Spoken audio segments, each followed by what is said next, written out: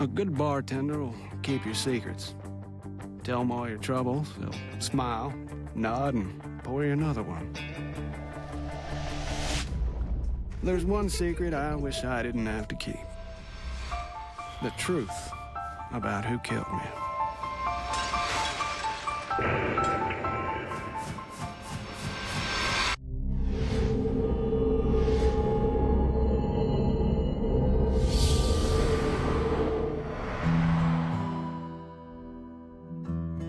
You know how some places just make you feel welcome? That's Louisville. Sure, it's a big city, but it's a friendly place.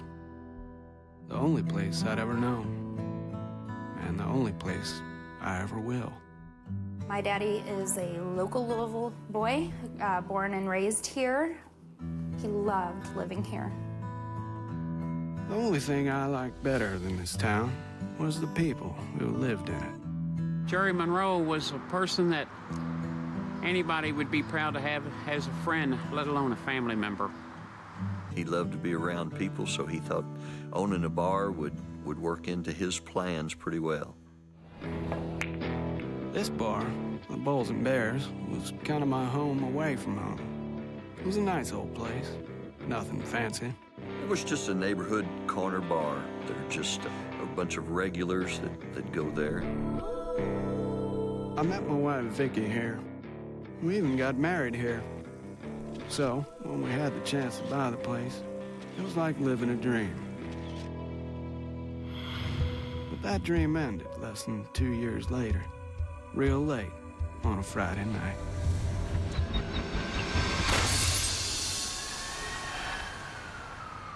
My darling wife, Vicki, was opening the bar on a Saturday morning when she got the shock of her life. What's going on? Has anybody been shot? I don't know. He's on the floor. Is he bleeding? He's got out his ears. Tell me if he's still breathing. Can you tell? He won't wake up. Yeah, okay, but listen to me. Is he? He won't wake up. He won't wake up. I received a call referenced the body of a male subject having been found in the bar.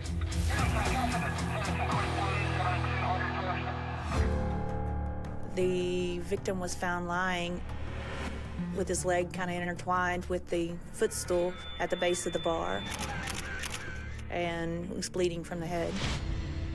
The original page that I got stated basically that it was a possible suicide, but upon arriving at the bar, it was obvious that it wasn't a suicide.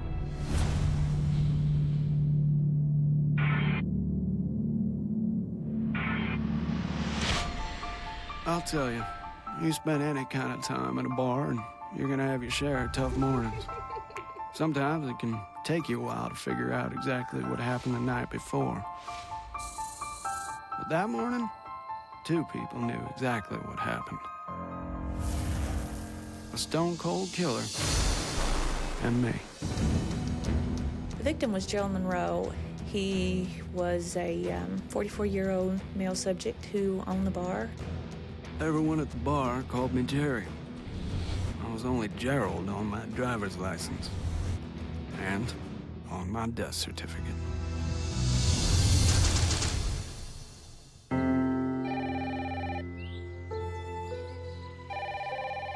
And about noon, I got a call. And that's when I found out. It's like a sheet of glass that just shattering to you. I just couldn't wrap my head around the fact I was never going to get to talk to him again. Yeah, I was having a little trouble getting used to the idea myself. I can't imagine what my wife was thinking when she found me there. Like some poor, helpless robbery victim. There was a .22 caliber shell casing located on the floor. The register had never been totaled out. We figured there was about $677 that were stolen from the bar. 677 bucks. What kind of person kills a man over that kind of money? Well, I can tell you, I saw it with my own eyes. Problem is, I'm in no shape for talking. looked like the business had been robbed and the owner of the bar had been shot and killed.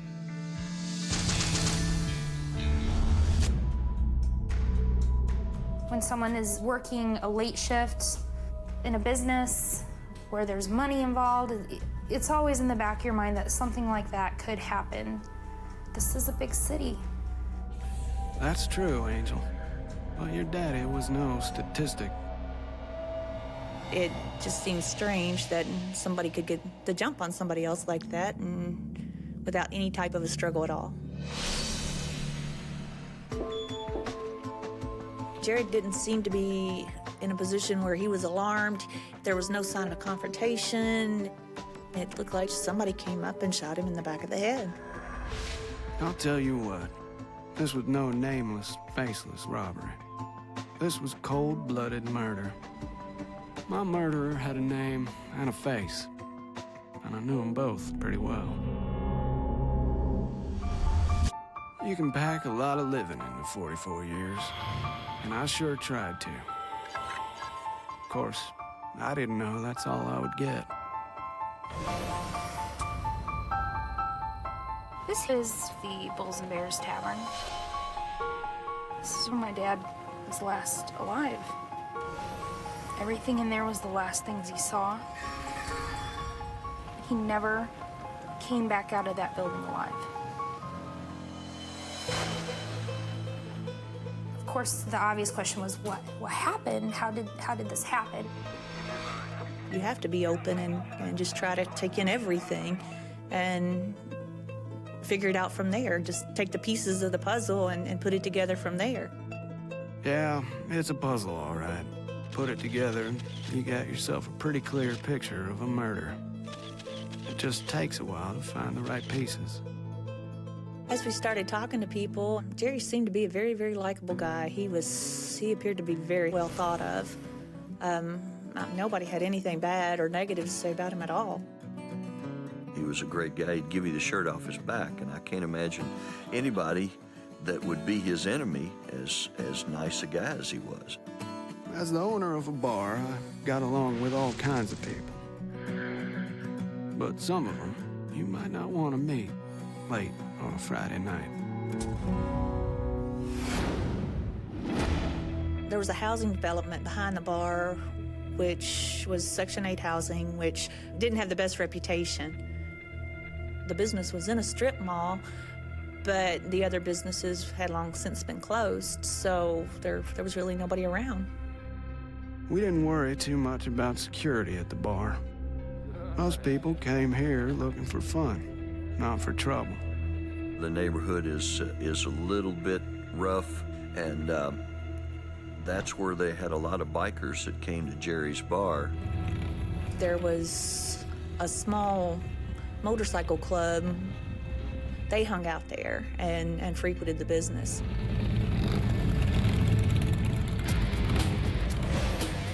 He kind of dabbled in that lifestyle and became friends with different groups of bikers. Well, why not, anyhow?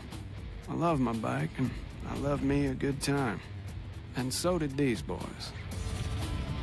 Sure, things could get a little sticky every now and then. Sometimes even a little ugly.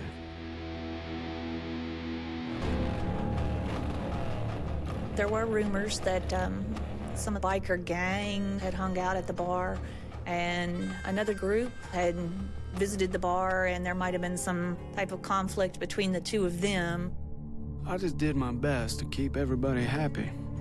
A couple cold ones on the house can usually take the edge off. There was a little bad blood here and there.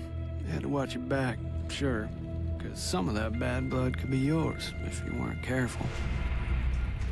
A few weeks prior, they had been on some kind of a charity run, and one of the guys who was in had been struck by a vehicle next to Jerry. It was so close to hitting him that it physically scared him. Was Jerry the target? Never did know who that was, and never did know what he had in mind, just plowing into a biker like that. It's a lucky thing I didn't get hurt. But there was somebody else who had me in his sights. Somebody I was a little more acquainted with. I received a page from dispatch asking that I contact this lady. Around 6:30 in the morning, she had been driving to get coffee and saw somebody stopped in the middle of the road. And it looked like he threw something into a wooded section. It just seemed really suspicious. You know, he did look suspicious. And kind of familiar, too.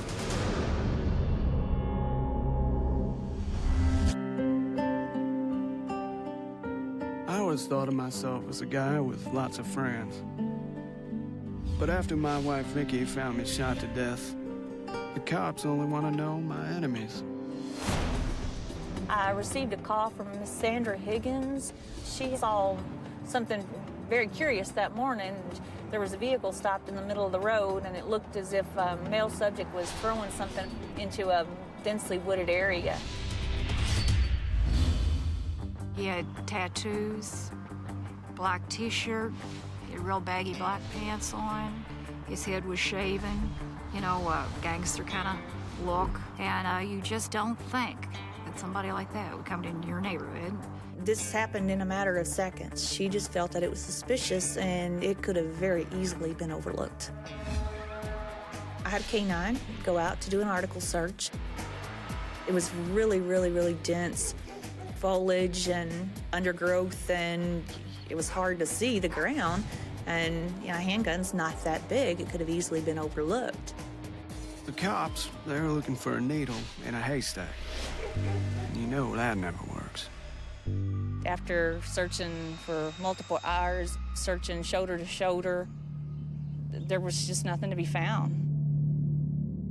So, we've got no killer and no gun.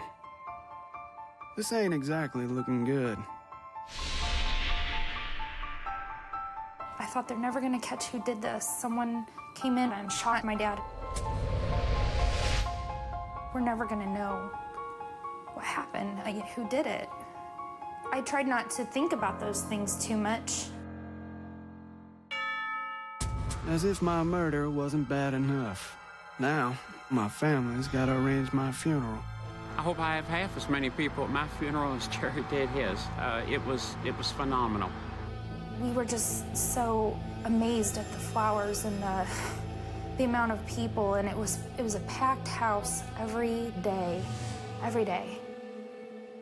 There were a lot of tears at my funeral, but as it turns out, not all of them were genuine. Marcy Davis asked me if I would be at the funeral home when the funeral began, and to see if there would be anybody I could identify. Sandra didn't know me or my family, but she did identify someone she'd seen before. My stepson, Leslie. He didn't even try to disguise himself. I mean, he was just, it was just definitely him.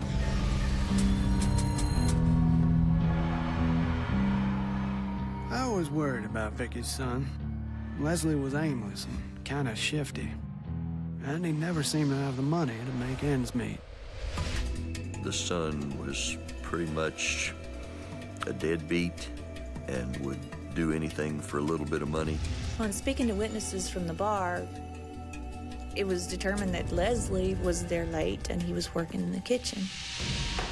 I threw the kid a bone, had him fixing some loose tile on the kitchen floor.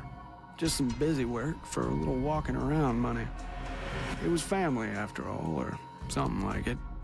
Thought I was doing him a favor. There were some questions that I had that I really needed him to answer for me, and I asked that he take a polygraph. Doing what's right didn't always come naturally to Leslie. Seemed to make him uncomfortable sometimes. Being hooked to a polygraph machine will put stress on the body, and it obviously stressed him out. There was obviously indicators of deception, and after he came out, I told him that we needed to talk. It's time to own up to the truth, son. You and I both know that there's more to this than anyone suspects. Last Christmas, we got the whole family together at the house. I invited my kids, and Vicki invited hers. It was the first holiday we all spent together, and the last. I would not trade that Christmas for anything else in my life. It just seemed magical, and I'm so grateful that we had it. And wouldn't you know, 6 months later, my dad was gone.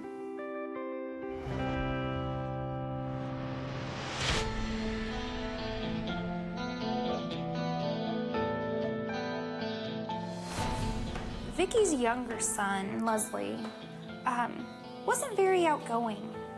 He was shy, very quiet.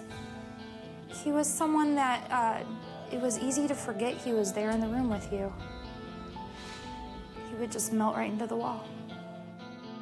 Yeah, and he'd just cave right in if you put him on the spot. It didn't take a lot of interrogation before Leslie was telling the whole truth about how I died.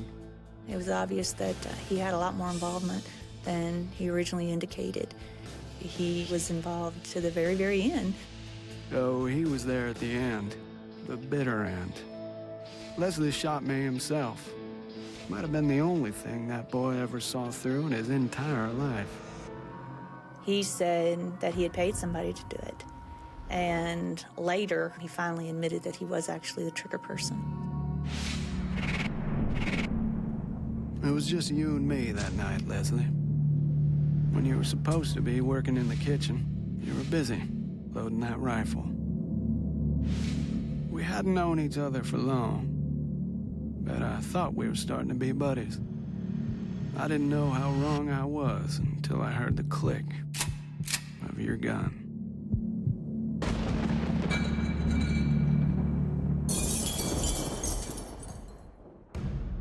After Leslie confessed to his involvement, he advised that he had taken the gun and that he had thrown the gun where Miss Higgins had seen the vehicle stopped.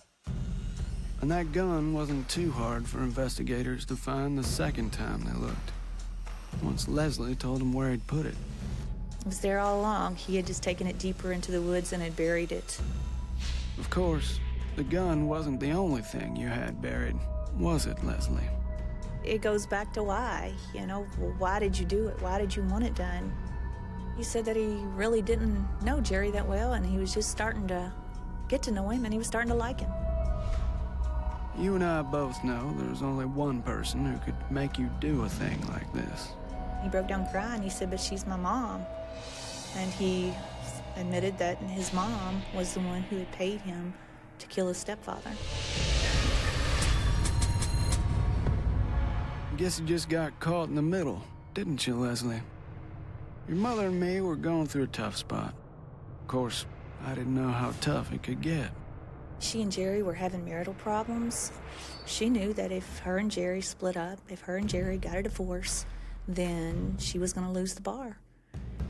It was a band-aid to a problem that she thought she could fix by just getting rid of Jerry. If my dad had known who had done this to him, I think he'd have been surprised and heartbroken that someone that he had married and loved would betray him that way. I'm not gonna lie, this is never gonna sit right with me. But you know what's worse, as far as I see it? Setting up your own son for murder. Poor Leslie couldn't even face it at first. Originally, Leslie had said there's people who take care of things like that, and she had given him the money, and he was supposed to find somebody to kill Jerry, and he didn't. He spent the money. Finally, he felt like he had to do it himself because he had spent the money. Yeah, that's about right. You didn't want to do it, did you, Leslie? You just felt guilty. Well, the jury felt the same way about you and your mama. We had his trial, and Leslie was found guilty, and then we had another trial on Vicki, and on that trial, Vicki was convicted. You know, it does the heart good to see things turn out right. But it never quite makes up for when they go wrong. We were sentenced too. We were sentenced to life of no more phone calls, no more visits. I always like to see people having fun. You can tell they've forgotten about me now, except for a few of them who remember. Every night around last call. There's not a day that doesn't go by that I don't think of Jerry in some way, shape, or form. He's with me every day, just as he is with Angel. I did have a particular dream during the trial. I dreamt that my dad was on the jury, and he was watching the trial. And I'm watching him, and he turns to me, and he winks at me. And we got her. We got her. On the night she had me killed, my wife Vicki wrote a message on the board behind the bar. "I love you, Jerry," it said. Well, if that was love, honey, you got a funny way of showing it.